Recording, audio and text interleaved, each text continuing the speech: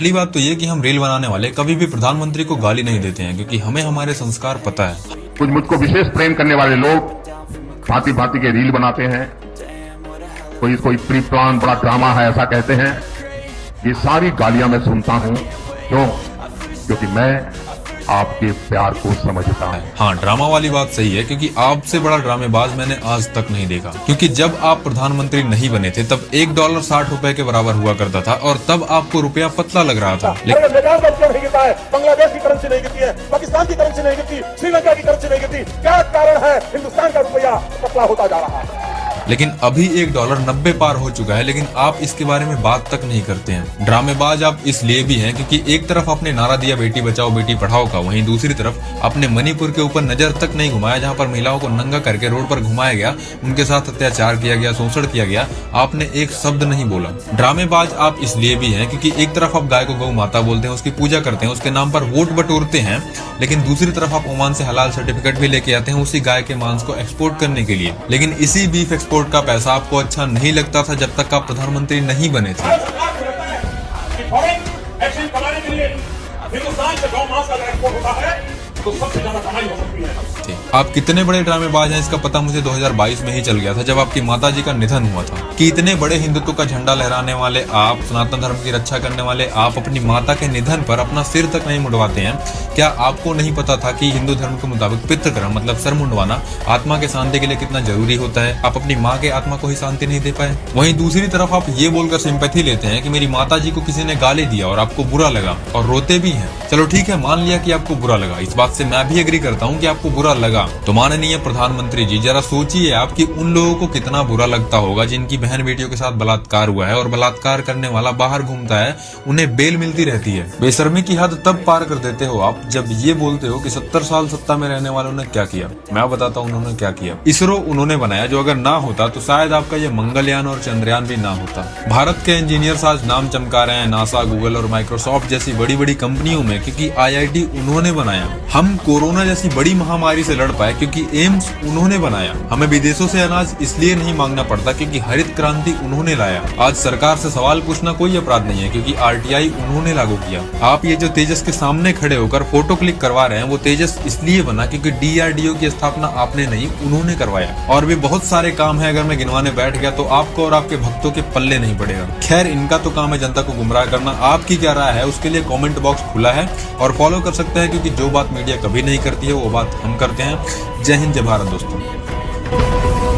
सरकार कभी नहीं चाहेगी कि ये बात आप तक पहुंचे, लेकिन हम पहुंचाएंगे। अब देखो, 2015 के अंदर सरकार का सबसे मेन गोल था बेटियों की सेफ्टी और उनका एजुकेशन, और ये इसके ही तहत एक स्कीम लाते हैं, बेटी बचाओ बेटी पढ़ाओ। और 2021 पार्लियामेंट में जब इसका रिपोर्ट पब्लिश होता है तब पता चलता है कि सरकार ने इस पूरे स्कीम में जो खर्च किया है, टोटल खर्च 446 करोड़ किया है। और असली गेम यहाँ से शुरू होता है। और 446 करोड़ में से 352 करोड़ मोदी जी ने खर्च किया था सिर्फ अपने प्रचार में। टीवी चैनल्स, अखबार, स्कूल बस पर पोस्टर, दीवारों पर पोस्टर, ये सब जगह पर। मतलब जिस पैसों से इन्हें CCTV कैमरास लगवाने थे, पुलिस फोर्स बढ़वाने थे, बेटियों की सेफ्टी में यूज करने थे, वहां इन्होंने सिर्फ 94 करोड़ खर्च किया। पूरे बजट का सिर्फ 20%, और 80% पैसों का इन्होंने सिर्फ अपनी पब्लिसिटी करवाई। और ये जो 352 करोड़ मोदी जी ने खर्च किया अपने प्रचार में, वो उनके बाप दादा का पैसा नहीं था, वो हमारे और आपके जैसे आम जनता के, आम नागरिक का टैक्स का पैसा था। और इनकी इस गलती के कारण सिर्फ 2 सालों में 2019 से लेकर 2021 तक 13 लाख से ज्यादा लड़कियां गायब हो गईं। और ये मैं अपने मन से नहीं बोल रहा हूँ कि 13 लाख लड़कियां गायब हो गईं। ये आंकड़ा गवर्नमेंट ने खुद दिया, वो भी पार्लियामेंट में। और NCRB के ऑफिशियल डाटा के हिसाब से 2014 से लेकर 2022 तक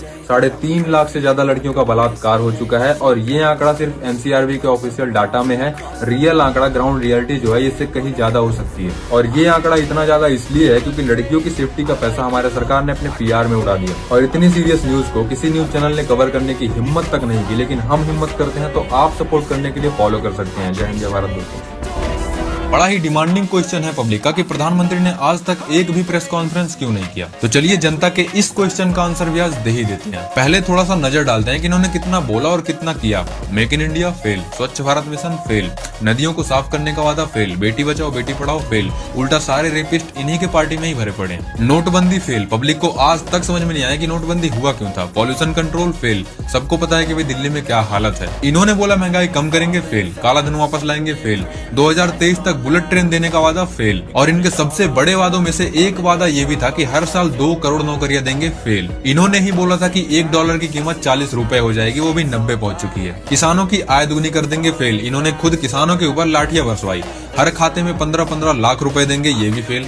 भ्रष्टाचार मुक्त भारत, ये भी फेल। महिला सुरक्षा फेल। उल्टा सिर्फ 2 सालों के अंदर 13 लाख से ज्यादा लड़कियां गायब हो गईं। सबका साथ सबका विकास फेल। विकास तो हुआ लेकिन सिर्फ अडानी और अंबानी जैसे लोगों का हुआ। One nation one tax fail. Skill India fail. हम सबको पता है कि भी प्रधानमंत्री कौशल विकास योजना में कितना बड़ा घोटाला हुआ है। शिक्षा की क्रांति फेल। आतंकवाद खत्म करेंगे, फेल। पर्यावरण की रक्षा फेल। उल्टा सिर्फ कुछ उद्योगपतियों के लिए लाखों पेड़ काटे जा रहे हैं। 2024 तक $5 ट्रिलियन जीडीपी का वादा फेल। 2026 लग चुका है, अभी $4 ट्रिलियन पर ही है।